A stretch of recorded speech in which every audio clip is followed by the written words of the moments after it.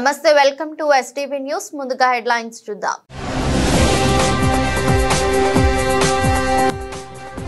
సర్పు మెప్మా అధికారులతో ముఖ్యమంత్రి చంద్రబాబు నాయుడు సమీక్ష సమావేశం వన్ ఫ్యామిలీ వన్ ఎంటర్‌ప్రెన్యూర్ కార్యాచరణతో స్వయం సహాయక సంఘాలకు ప్రాధాన్యమిస్తామని వెల్లడి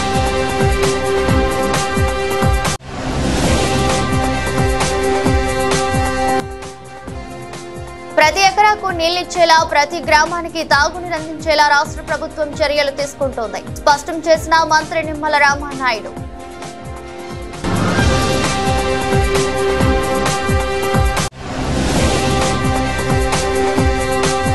విభిన్న ప్రతిభావంతులు స్వయం ఉపాధి పథకాలను సద్వినియోగం చేసుకోవాలి సూచించిన రాష్ట్ర స్త్రీ శిశు విభిన్న ప్రతిభావంతులు వయోవృద్ధుల సంక్షేమ శాఖ కార్యదర్శి ఏ సూర్యకుమారి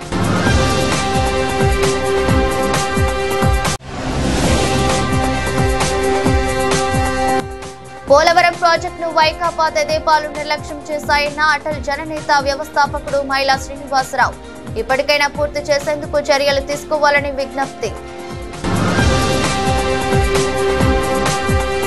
రాష్ట్ర వ్యాప్తంగా ఉన్న సాగునీటి ప్రాజెక్టుల నిర్వహణ పనులను యుద్ధ ప్రాతిపదికన చేపట్టి ప్రతి ఎకరాకు నీళ్లిచ్చేలా ప్రతి గ్రామానికి తాగునీరు అందించేలా రాష్ట్ర ప్రభుత్వం చర్యలు తీసుకుంటుందని జలవనరుల శాఖ మంత్రి వర్యులు నిమ్మల రామానాయుడు తెలిపారు ఈ మేరకు మంగళవారం రాష్ట్ర సచివాలయంలో నిర్వహించిన మీడియా సమావేశంలో మాట్లాడుతూ పోలవరం ఇతర ప్రాజెక్టులు నదులు అనుసంధానం వాటర్ పాలసీపై గౌరవ ముఖ్యమంత్రి చంద్రబాబు సుదీర్ఘ రివ్యూ చేపట్టడం జరిగిందన్నారు ఆంధ్రప్రదేశ్ రాష్ట్రానికి జీవనాడి అయిన పోలవరం ప్రాజెక్టును ఒక యజ్ఞంలా 2027 నాటికి నిర్మాణం పూర్తి చేసేలా సీఎం చంద్రబాబు స్పష్టమైన ఆదేశాలు జారీ చేశారన్నారు ఇందులో భాగంగా డిసెంబర్ 2వ వారంలో ముఖ్యమంత్రి పోలవరం ప్రాజెక్టును సందర్శిస్తారని అదే రోజు పోలవరం నిర్మాణానికి సంబంధించిన టైం షెడ్యూల్ ను విడుదల చేస్తానన్నారు షెడ్యూల్ ప్రకటించిన తర్వాత ఒక రోజు గానీ ఒక గంట గానీ వృధా కాకూడదని సీఎం చెప్పారని తెలిపారు పోలవరం ప్రాజెక్టు అదే విధంగా ఇతర ఇరిగేషన్ ప్రాజెక్టులు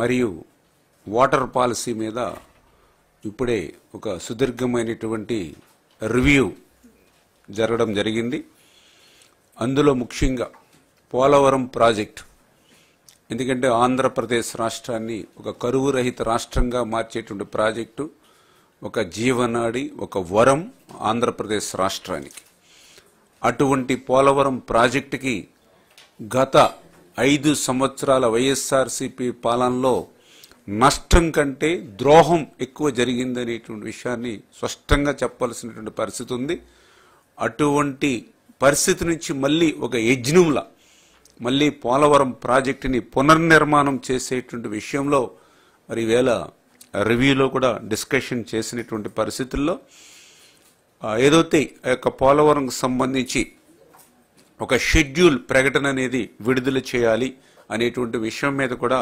సుదీర్ఘంగా చర్చించడం జరిగింది దానిలో భాగంగానే గౌరవ ముఖ్యమంత్రి చంద్రబాబు నాయుడు గారు ఈ నెల 2వ వారంలో పోలవరం మరి పర్యటించి ఆ పోలవరం వద్దనే ఆ యొక్క షెడ్యూల్ ఏదోటే డయాఫ్రమ్ వాల్ అదేవిధంగా ఈసీఆర్ఎఫ్ మెయిన్ డ్యామ్ ఎట్లా ఏ సమయానికి మనం ప్రారంభిస్తాం ఏ సమయానికి పూర్తి చేస్తాం అనేది క్లియర్ కట్గా టైం బాండ్ పెట్టుకుని మరి ఒక షెడ్యూల్ని మనం పోలవరం ప్రాజెక్టు విజిట్ చేసి 2వ వారంలోనే ఆ యొక్క షెడ్యూల్ని విడుదల చేసేటువంటి విధంగా ప్రణాళిక సిద్ధం చేసుకోమని చెప్పేసి కూడా ముఖ్యమంత్రి గారు మాకు ఆదేశించడం జరిగింది ఆయన ఒక్కడే చెప్పారు షెడ్యూల్ ప్రకటించిన తర్వాత ఒక్క రోజు కానీ ఒక్క గంట కానీ వృధా పోవడానికి వీలు లేదు షెడ్యూల్ ప్రకటించిన రోజు నుంచి కూడా అనుకున్నటువంటి సమయానికి పోలవరం ప్రాజెక్టు పూర్తయి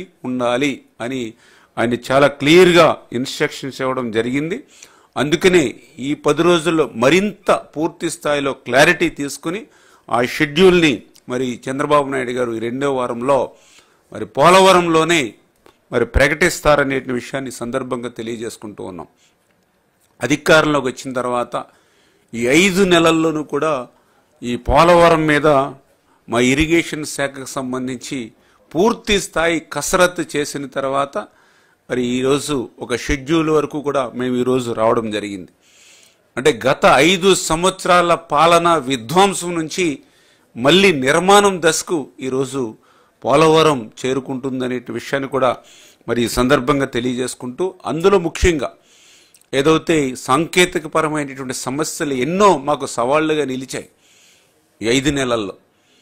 ఎందుకంటే ఆ రోజు కష్టపడి 18 నెలలు నిర్మాణం చేసినటువంటి డయాఫ్రమ్ వాళ్ళు విధ్వంసం గురవడమే కాదు, ఆ డయాఫ్రమ్ వాళ్ళకి సహకరించేటువంటి భౌగోళిక పరిస్థితులుగా డయాఫ్రమ్ వాళ్ళు ఎక్కడ పైన ఏదైతే విభిన్న ప్రతిభావంతులు స్వయం ఉపాధి పథకాలను సద్వినియోగం చేసుకోవాలని, తమతో పాటు మరికొంతమందికి ఉపాధి కల్పించే సామర్థ్యం స్వయం ఉపాధికి ఉంటుందని రాష్ట్ర స్త్రీ, శిశు, విభిన్న ప్రతిభావంతులు, వయోవృద్ధుల సంక్షేమ శాఖ కార్యదర్శి ఏ సూర్యకుమారి అన్నారు. మంగళవారం అంతర్జాతీయ విభిన్న ప్రతిభావంతుల దినోత్సవం సందర్భంగా విజయవాడ మొగల్రాజపురం సిద్ధార్థ అకాడమీ ఆడిటోరియంలో రాష్ట్ర విభిన్న ప్రతిభావంతులు, హిజ్రాలు, వయోవృద్ధుల సంక్షేమ శాఖ ఆధ్వర్యంలో ప్రత్యేక కార్యక్రమం జరిగింది. ఈ కార్యక్రమానికి స్థానిక శాసనసభ్యులు గద్దె రామ్మోహన్ సభాధ్యక్ష వహించారు. రాష్ట్ర విభిన్న ప్రతిభావంతుల సంక్షేమ శాఖ కార్యదర్శి సూర్యకుమారి, డైరెక్టర్ ఎం వేణుగోపాల్ రెడ్డి, జిల్లా కలెక్టర్ డాక్టర్ జి లక్ష్మీసా తదితరులు హాజరయ్యారు. విభిన్న ప్రతిభావంతులకు శుభాకాంక్షలు తెలిపారు. ఈ సందర్భంగా విభిన్న ప్రతిభావంతుల సంక్షేమ శాఖ కార్యదర్శి సూర్యకుమారి మాట్లాడుతూ, ఇతర రాష్ట్రాలతో పోల్చితే చట్టాలు, విధానాల అమలులో ముందంజలో ఉన్నామని, ఇంకా సమర్థవంతంగా కార్యక్రమాల అమలుకు కృషి చేస్తున్నట్లు తెలిపారు. సదరం సర్టిఫికెట్ల జారీ ప్రక్రియ సమూలంగా మారబోతోందని, ఇప్పటికే 2 జిల్లాల్లో ప్రయోగాత్మకంగా పరిశీలించడం జరుగుతుందని, ఆ నివేదికలను గౌరవ ముఖ్యమంత్రి ముందు పెట్టి ఆయన మార్గనిర్దేశంతో ముందడుగు వేయనున్నట్లు వివరించారు. ఉద్యోగం అనేది ఒక ఆప్షన్ మాత్రమేనని, స్వయం ఉపాధి ద్వారా మనతో పాటు మరో 50 మందికి ఉపాధి కల్పించవచ్చునన్నారు. ఇందుకు ప్రభుత్వ పరంగా అన్ని విధాల సహాయ సహకారాలు అందించనున్నట్లు తెలిపారు. విభిన్న ప్రతిభావంతుల్ని ఆదుకోవాల్సిన బాధ్యత అటు ప్రభుత్వం దగ్గర నుంచి సామాన్యుల వరకు ఉంది. సమాజంలో వాళ్ళ మన తోడు నివాసం ఉంటున్న వాళ్ళకి ప్రతి ఒక్కళ్ళు ఊతమిచ్చి ఆసరా ఇచ్చి వాళ్ళు జీవనం సాగించేదానికి అనుకూలమైన పరిస్థితి కల్పించాల్సిన బాధ్యత పౌరుల మీద కూడా ఉందని తెలియజేస్తాను.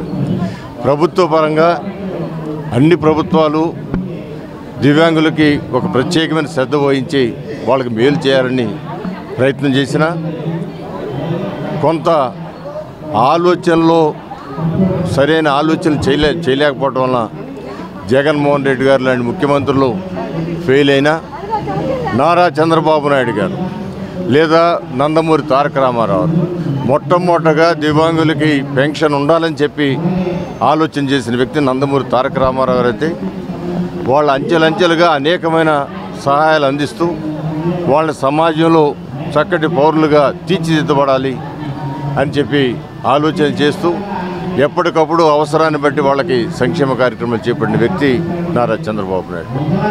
ఈ రోజున పెన్షన్ 3,000 రూపాయలు పెన్షన్ ఒకేసారి 6,000 పెంచిన వ్యక్తి, అది కూడా 5 సంవత్సరాలు విడతల వారీగా చేయకుండా ఒకేసారి చేసిన వ్యక్తి 6,000 రూపాయలు. గత ప్రభుత్వంలో జగన్మోహన్ రెడ్డి గారు ఒకసారి ఆలోచన చేసుకోవాల్సిన అవసరం ఉంది. ప్రజలు కూడా ఆలోచన చేసుకోవాలి. ప్రతిసారి కూడా 1982 నుంచి దివ్యాంగులకి మామూలు పెన్షన్ కంటే వితంతువులకు లేకపోతే వృద్ధులకు ఇచ్చే పెన్షన్ కంటే కూడా కొంచెం అమౌంట్ పెంచి దివ్యాంగులకు ఇవ్వడం జరుగుతూ ఉంది.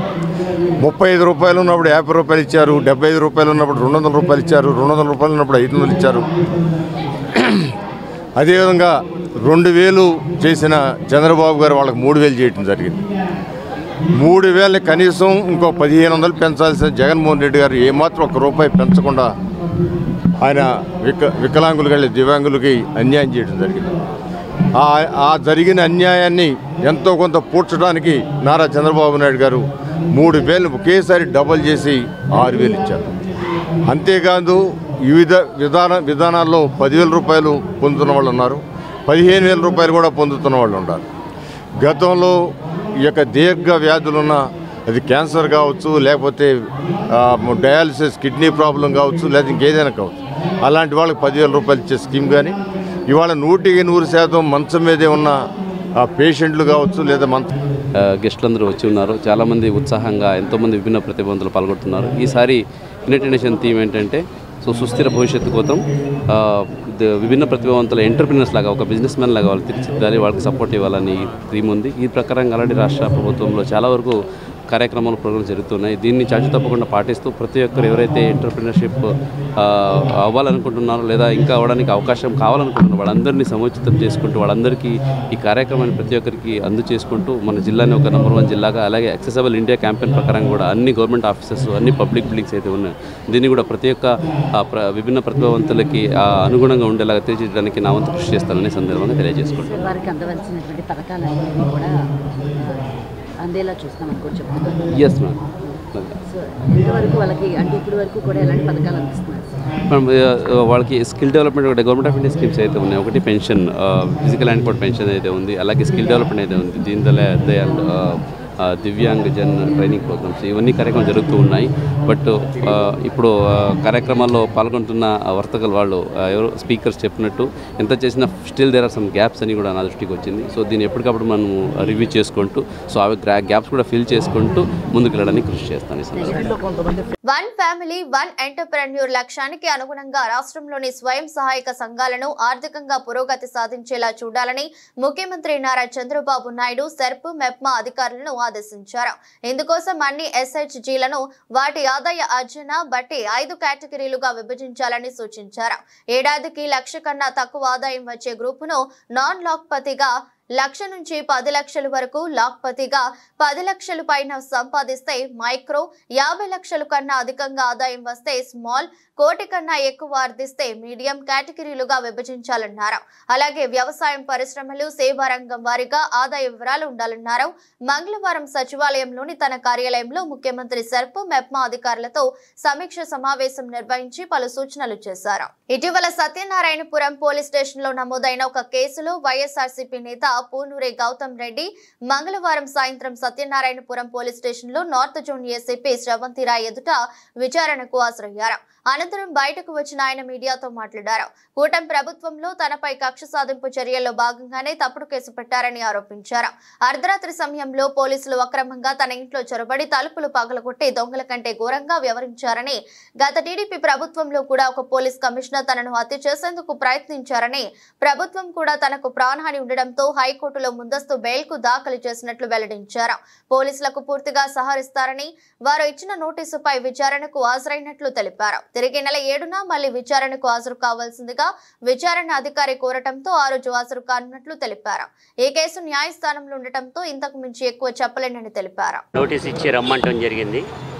నేను వారి యొక్క ఉత్తర్వుల్ని అనుసరించి దాని ప్రకారంగానే కూడా హాజరవటం జరిగింది. హాజరైన సందర్భంగా వారు ప్రశ్నలు సంధించడం, వాటికి సంబంధించిన సమాధానాలు చెప్పడం జరిగింది. కొన్ని సంబంధించినటువంటి వాటికి ఆధారాలతో సహా మేము ఒక లెటర్ ఒకటి కూడా ఇస్తానని చెప్తున్నాను. ఈ రకంగా నన్ను అవన్నీ హ్యాండ్ ఓవర్ చేయటం అనేది, సెల్ ఫోన్ హ్యాండ్ ఓవర్ చేయటం అనేటువంటి సరైనది కాదని పోలీస్ స్టాండింగ్ ఆర్డర్స్లో స్పష్టంగా పొందుపరచబడి ఉన్నాయి. దాని ప్రకారంగా కూడా మేము డైరెక్ట్గా మీకు హ్యాండ్ ఓవర్ చేయటం సరైనది కాదని, అది ఒక రకమైనటువంటి కోర్టు ఉత్తర్వుల ద్వారా రావాల్సినటువంటిదే తప్ప మరి కాదని ఆ ఫోను ఇవ్వడానికి అది చెప్పడం జరిగింది. విచారణ అధికారిగా ఉన్నటువంటి ఏసీపీ గారు మరలా ఈ కేసుని ఇంకా కొన్ని ప్రశ్నల మీద మిమ్మల్ని అడగాల్సి ఉన్నది, ఇప్పుడు కాలాతీతం అయింది కాబట్టి మరలా 7వ తారీఖు 4 గంటలకి రమ్మని చెప్పడం జరిగింది. 4 గంటలకు వచ్చి మరలా ఏమన్నా కనుక అడిగినట్లయితే వాటన్నిటినీ సమాధానం కూడా చెప్తానని కూడా తెలియజేస్తాను. ఉమామహేశ్వరరావు శాస్త్రి పైన దాడి చేపించారు, సుపారీ కూడా ఇచ్చారని చెప్పేసి చెప్తున్నారు. జగ్గైపేటలో ఆ నిందితులను పట్టుకున్నారు ఇప్పటికే పోలీసులు. కోర్టులో కేసు ఉండగా కేసు వివరాలు చెప్పడం కరెక్ట్ కాదు. కానీ నేను మాత్రం ఒకటి చెప్పదలుచున్నా, ఈ కేసుకి నాకు ఎటువంటి సంబంధం లేదు. ఎమ్మెల్సీ ఎలక్షన్లో పోటీ చేయడానికి గత 2-3 నెలలుగా విగరస్గా ఈ 2 జిల్లాల్లో తిరుగుతున్నటువంటి సందర్భంలో జరిగినటువంటి ఇన్సిడెంట్ తర్వాత మా పార్టీ పోటీ చేయడానికి ఎన్నికలు బహిష్కరిస్తున్నామన్న తర్వాత ఇది చోటు చేసుకునేటువంటి దాన్ని చేసుకోవడం జరిగింది. ఇది టీడీపీ గవర్నమెంట్లో జరిగినటువంటి ఇన్సిడెంట్ అనేటువంటి చెప్పాలి. గత 25 ఏళ్లుగా ఏ రకమైనటువంటి విధానానికి పాల్పడకుండా చక్కగా నీట్గా వెళుతున్నటువంటి నా సంగతి మాకంటే రిపోర్టర్లుగా మీ అందరికీ కూడా తెలుసు. ఏ రకంగానూ నేను అందరితో ఎలా మెలుగుతున్నాను అనేటువంటి అటువంటిప్పుడు ఈ రకమైనటువంటి చర్యకి పాల్పడతాను అనేటువంటిది అది సందర్భోచితం కాదు, కరెక్ట్ కూడా కాదు అనేటువంటి చెప్తాను. అదే విషయం పోలీసు వారికి కూడా చెప్పారు. మొత్తం కలిపితే 10 ప్రశ్నలు అడుగుతారు. అన్నిటికీ ఆన్సర్ చేశారు. అన్నిటికీ ఇప్పుడు ఏ తప్పు చేయకపోతే ముందస్తు బెయిల్కి హైకోర్టులో ముందస్తు బెయిల్ వేయాల్సిన అవసరం ఎందుకు వచ్చింది? ముందస్తు బెయిల్ వేయాల్సిన అవసరం ఎందుకు వచ్చిందంటే ఇళ్ల మీద కూడా దాడి చేసి చంపేయడానికి పోలీసు వారు ఇళ్ళు ఒక్కొక్క ఇల్లు దాటుకుని వచ్చి మా ఇళ్లలో ఉండేటువంటి తలుపులు పగలగొట్టి కిటికీలు పగలగొట్టి లోపలికి వచ్చి అంటే దొంగలకే పోలీసు వారు ఒక మార్గం నిర్దేశిస్తున్నటువంటి పద్ధతి కనపడతా ఉంది. అది వచ్చిందంటే వీళ్ళు చంపేయటానికి నన్ను ఉన్నారు అనేటువంటి గతంలో ఉండేటువంటి ఒక సిపి గారు కూడా నన్ను హత్య చేయడానికి ప్రయత్నం చేసినటువంటి దాని ప్రకారంగానే మరలా ఇదే గవర్నమెంట్లో ఈ రకంగా చేస్తారేమో అనేటువంటి దాంతోనే నేను ముందస్తు బెయిల్కి వెళ్తాను. మీరు ప్రాణభయంతోనే దాక్కున్నారు ఇన్ని రోజులు రావకపోవడానికి తెలియదమ్మా. సార్ రాజకీయంగా ఇప్పుడు ఎవరైనా మీ వెనకాల నుండి జంప్ చేస్తున్నారా? ఎవరి మీద మీకు అనుమానం ఉంది? తటవర్తి సూర్యనారాయణ మృతి కళారంగానికి తీరని లోటు అని ప్రముఖ న్యాయవాది వేముల హాజరత్తయ్య గుప్తా అన్నారు. కళా సంస్థల ఆధ్వర్యంలో గాంధీనగర్ ప్రెస్ క్లబ్ లో మంగళవారం తటవర్తి సూర్యనారాయణ సంతాప సభ నిర్వహించారు. న్యాయవాది వేముల హాజరత్తయ్య గుప్తా మాట్లాడుతూ సూర్యనారాయణ విలాన్ బనియన్స్ సంస్థ స్థాపించి వందలాది మందికి ఉపాధి కల్పించారని, సామాజిక సేవా రంగంలోనూ ఆయన తనదైన ముద్ర వేసుకున్నారని అన్నారు. కళా పోషకుడు గోళ్ల నారాయణరావు మాట్లాడుతూ కరోనా సమయంలో కళాకారులకు ఎంతో మేలు చేసినట్లు తెలిపారు. కార్యక్రమంలో వివిధ కళా సంస్థల ప్రతినిధులు డేవిడ్ రాజు, చిట్టిబాబు, చింతా వెంకటేశ్వరులు, నరసింహారావు, సింగంశెట్టి చంద్రశేఖర్ పాల్గొన్నారు. తక్కువగా మాట్లాడే వ్యక్తి, బాగా దానం చేసే మనస్తత్వం గల వ్యక్తి. మరి ఆయన ఇంకా చాలా అసోసియేషన్ ముందు ఎటుకు వచ్చినా చేసేవాడు. కానీ కన్నా లక్ష్మీ నరసయ్య గారు ఆయన్ని వాళ్ళ అసోసియేషన్ బయటికి అందకుండా కట్టడి చేసి మనమే చేస్తున్నాం, మనమే గొప్పడం, ఈ రాష్ట్రంలో మనలాగా ఎవరు చేయలేదు, నేను చాలా పెద్దోడిని అని ఆయన్ని ఏ ప్రోగ్రామ్స్కి ఎవరైనా ఆయన కట్టడి చేశాడు. అందుచేత ఆయన ఎక్కువ మంది కళా సంస్థలకి చేయలేకపోయాడు. కన్నా లక్ష్మీ నరసయ్య గారు పోయిన తర్వాత మాత్రం ఆయన ఫ్రీగా అన్ని అసోసియేషన్స్కి హెల్ప్ చేయడం, ఇంకేమో సహాయం బయట బిల్డింగ్లో మాట్లాడి మేము ఇలా సహాయం కావాలని చేసేవాడైనా ఆయన మరి నాకు కూడా తెలుగుల వారికి అనేక సార్లు ఆయన సహాయం చేసేవాడైనా ఆయన చనిపోయే ముందు కూడా లాస్ట్ ఇయర్ డిసెంబర్లో నన్ను ఇంటికి వెళ్ళమన్నాడు. నేను ఎప్పుడైనా ఇంటికి వెళ్ళాను, మా బయటకు వెళ్ళినప్పుడే మాట్లాడాను. అంటే గబగబా 10,000 రూపాయలు చెక్ తెచ్చి వాళ్ళ గుమస్తాన్ని చెక్ బుక్ కాబట్టి తెచ్చాడు. 10,000 రాశాడు గుమస్తా, ఈయన సంతకం పెట్టాడు. నష్టాలు మలుపులతో కూడిన జీవితాన్ని ఆయన గడిపారు. ఏమీ లేని స్థితిలో నుంచి విజయవాడ వచ్చాక ఖచ్చితంగా చెప్పాలంటే తిండికి కూడా వెతుక్కునే పరిస్థితి లాంటి పరిస్థితి. అటువంటి పరిస్థితిలో నుంచి కూడా ఆయన ఎంతో ధైర్యంగా, ఎంతో స్థైర్యంగా ఒక పెద్ద వ్యాపార సామ్రాజ్యాన్ని ఆయన స్థాపించుకోగలిగారు. అది ఆయన మీరందరూ ఇప్పుడు చెప్తున్నారు కదా విలాన్ బనియన్స్ అని చెప్పి, ఈ బనియన్లు ఇవన్నీ కూడా తయారు చేసే ఆ గుడ్డ మన ఏరియాది కాదు, తమిళనాడులో ఉంటుంది. ఆ తమిళనాడు వాళ్ళు చాలా అద్భుతంగా ఆ బనియన్లు వగైరా ఆ గుడ్డతో తయారు చేసే అన్ని రకాల దుస్తుల్ని తయారు చేస్తారు వాళ్ళు. అటువంటి ఆ దుస్తుల్ని వాళ్ళతో పోటీగా క్వాలిటీ పరంగా, అలాగే ఈయన తయారు చేసిన డిజైన్ని వాళ్ళు కూడా కాపీ కొట్టేటట్టుగా అటువంటి అద్భుతమైన ఒక పక్కన కాయ కష్టం, ఒక పక్కన మేధావితనం, రెండింటినీ కలగలిపి ఆయన నిజంగా చాలా ఆయన కుటుంబానికి ఏమీ లేని పరిస్థితి నుంచి ఏ లోటు లేని పరిస్థితి దాని దాకా ఆయన తీసుకెళ్ళడం జరిగింది. ఓ పక్కన ఆయన వ్యాపార సామ్రాజ్యం ఆ రకంగా ఉంటే, ఇంకో పక్కన ఆయన వితరణ సామ్రాజ్యం కూడా బాగా విస్తరించింది అనేది మనందరికీ తెలుసు. నాకు ఈ కళారంగంలో మీ అందరినీ చూడటం, మీ అందరి ప్రదర్శనలు చాలా రోజులు నేను లాయర్ అయినా కూడా ఓటింగ్స్ అయితే ఉండేవి. లాయర్ అయినా బాగుండదు అనే ఉద్దేశంతో వదిలేండి అని చెప్పి చెప్పడం జరిగింది. ఈ 40 సంవత్సరాల నుంచి కూడా లయన్స్ క్లబ్ ద్వారా ఆయన స్పాన్సర్షిప్లో అనేక సేవా కార్యక్రమాలు చేయడం జరిగింది. 2 మాసాల కిందటే వారి ఇంటి ముందు షామేనా వేసి దాదాపు 15 మందికి ట్రైసికిల్స్ వికలాంగులకి 3 చక్రాల బండ్లు, అలాగే 28 మందికి చెవిటి మిషన్లు చూడడం జరిగింది. ఎందుకు చెప్తున్నానంటే మనం చేసే పని ఎవరికో ఏదో అన్ని రకాలుగా స్థిరపడిన వాళ్ళు కాకుండా నిజంగా ఆర్తి ఉన్నవాళ్ళకి, అవసరం ఉన్న వాళ్ళకి చేస్తే అది సత్సేవ అవుతుంది. సత్సేవలు చేసిన వాళ్ళకి ఖచ్చితంగా స్వర్గలోకత జరుగుతుంది అనేది నిర్వివాదాంశం.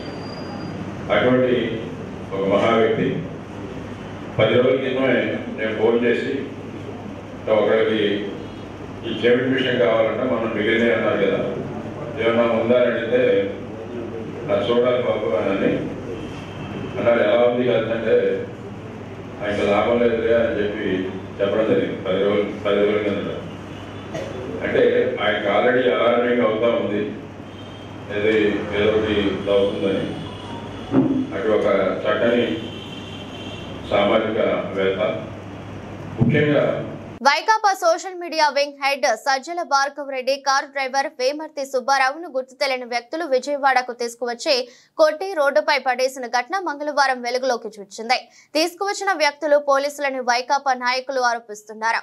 మాజీ మంత్రి అంబటి రాంబాబు, మాజీ ఎమ్మెల్యే మల్లాది విష్ణు తదితరులు మంగళవారం Vijayawada police commissioner SV Rajasekhar బాబుకు ఫిర్యాదు చేశారు. బాధితుడు సుబ్బారావు వైకాపా నాయకుల వివరాల మేరకు ఏలూరు జిల్లా ఆగిరిపల్లి సింహాద్రి అప్పారావుపేటకు చెందిన Vemarthi Subbarao Vaikapa social media head Sajjala Bhargav car driver గా పనిచేస్తున్నారు. భార్గవ్ రెడ్డి పై కడప పోలీసులు కేసును చేయగా ఆయన కొద్ది కాలం నుంచి తప్పించుకు తిరుగుతున్నారు. ఈ నేపథ్యంలో సుబ్బారావును సోమవారం ఆగిరిపల్లిలోని ఇంటి వద్ద ఉండగా 2 వ్యక్తులు అతన్ని బలవంతంగా వెంటబెట్టుకుని విజయవాడకు తీసుకువచ్చారు. గవర్నర్ పేటలోని ఆంధ్ర ఆసుపత్రి వద్దకు తీసుకువచ్చి అక్కడ ముసుగేసి కారులో తీసుకువెళ్లారు. ఒక భవనంలోకి తీసుకువెళ్లారని సజ్జల భార్గవ్ రెడ్డి తెలిపారు. ప్రశ్నలు అడిగారని సుబ్బారావు చెప్తున్నారు. భార్గవ్ రెడ్డిని ఎప్పుడు కలిసావు, ఆయన చివరిసారిగా ఎక్కడ దింపావు వంటి ప్రశ్నలు అడిగారని చెప్పారు. ప్రత్యేకంగా కలిసి ఒక కేసు విషయాన్ని వారికి వివరించడం జరిగింది. అదేమిటంటే ఇదిగో నా పక్కన ఉన్నటువంటి ఈయన యామర్తి సుబ్బారావు, యామర్తి సుబ్బారావు ఇతను వృత్తి డ్రైవింగ్. గత 5 సంవత్సరాల నుంచి సజ్జల భార్గవ్ దగ్గర, అంటే మా సోషల్ మీడియా ఒక హెడ్గా పనిచేసిన సజ్జల భార్గవ్ ఇప్పుడు అతని మీద అనేకమైన కేసులు పెట్టినటువంటి సజ్జల భార్గవ్, ఆయన గురించి మీకు ప్రత్యేకంగా చెప్పవలసిన అవసరం లేదు.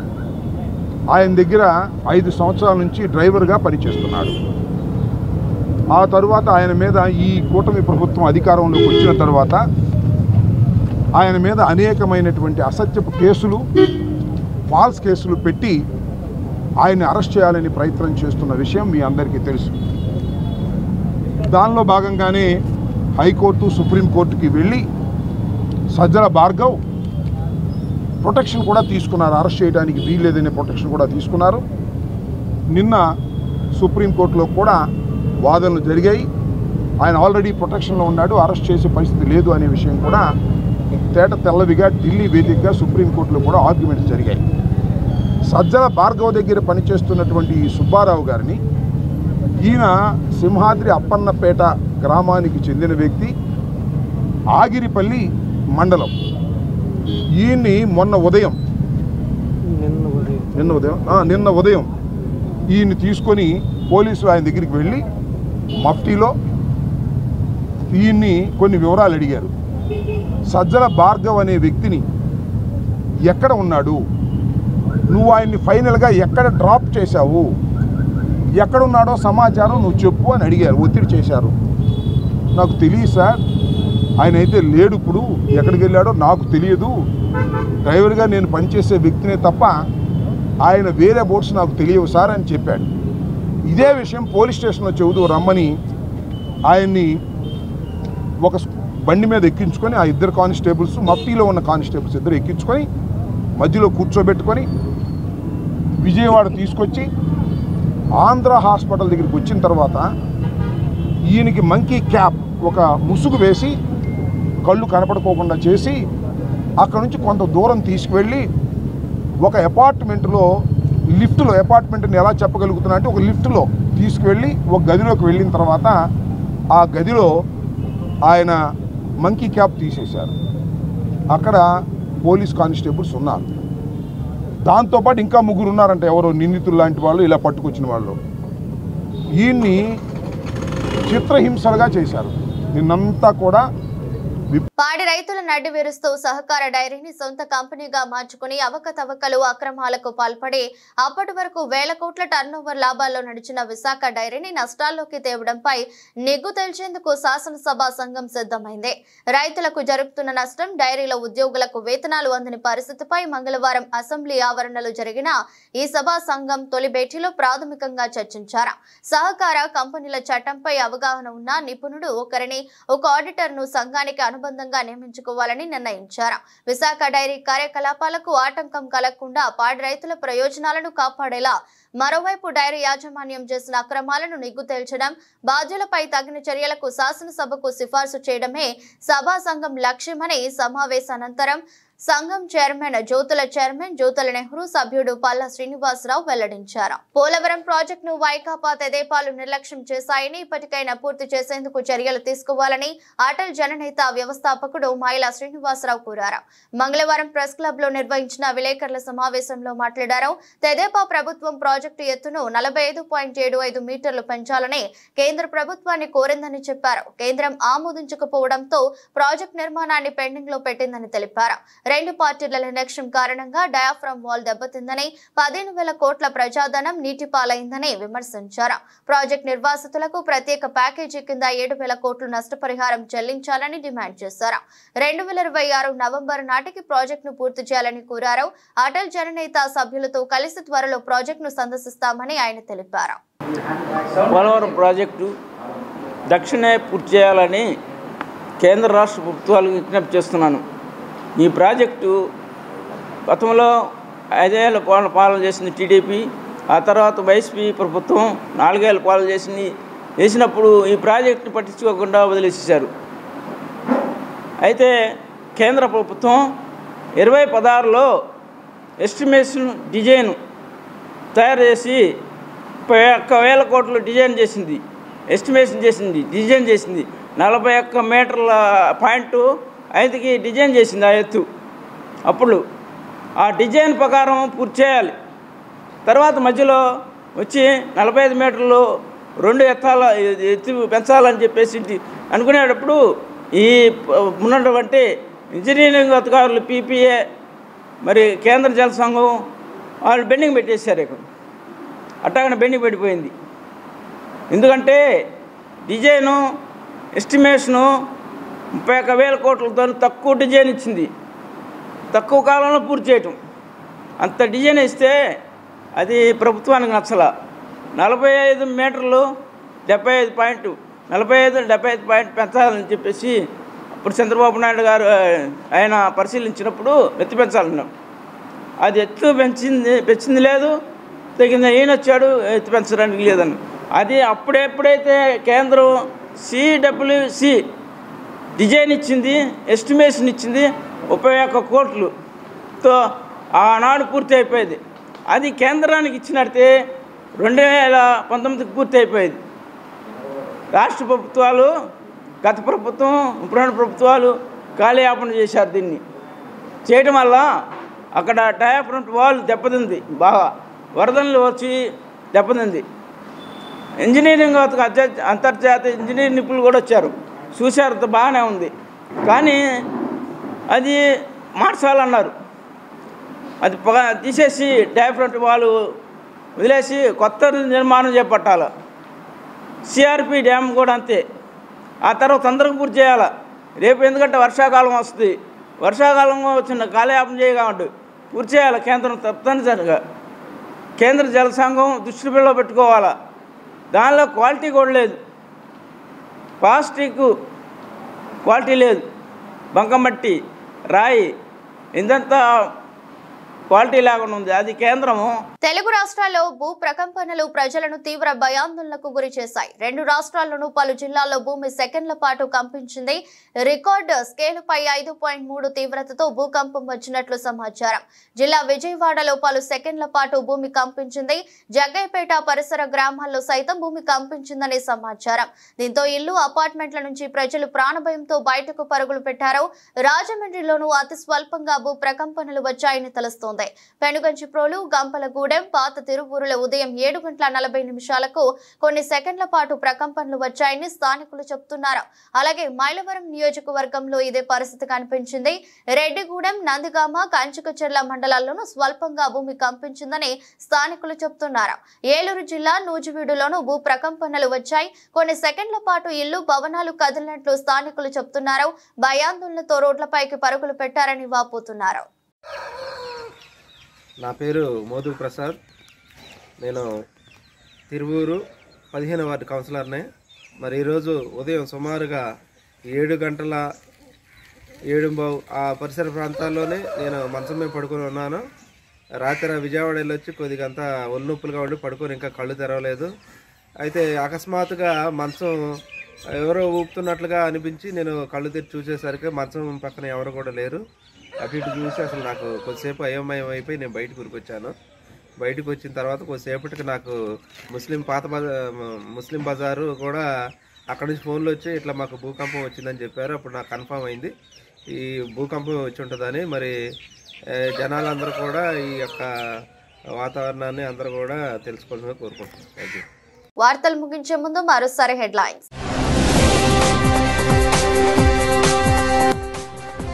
సర్పు మెప్మా అధికారులతో ముఖ్యమంత్రి చంద్రబాబు నాయుడు సమీక్ష సమావేశం. 1 ఫ్యామిలీ 1 ఎంటర్‌ప్రెన్యూర్ కార్యాచరణతో స్వయం సహాయక సంఘాలకు ప్రాధాన్యమిస్తామని వెల్లడి.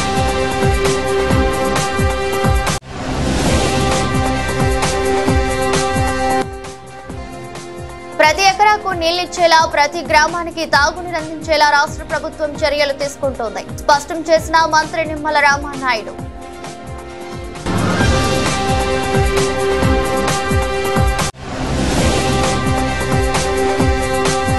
విభిన్న ప్రతిభావంతులు స్వయం ఉపాధి పథకాలను సద్వినియోగం చేసుకోవాలి సూచించిన రాష్ట్ర స్త్రీ, శిశు, విభిన్న ప్రతిభావంతులు, వయోవృద్ధుల సంక్షేమ శాఖ కార్యదర్శి ఏ సూర్యకుమారి.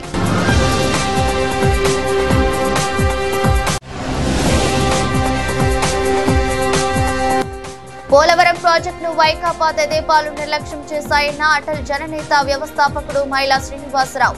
ఇప్పటికైనా పూర్తి చేసేందుకు చర్యలు తీసుకోవాలని విజ్ఞప్తి. ఇదరస్ట్ బులెటిన్ మరో బులెటిన్లో మళ్ళీ కలుద్దాం. అంతవరకు సెలవు. నమస్కారం.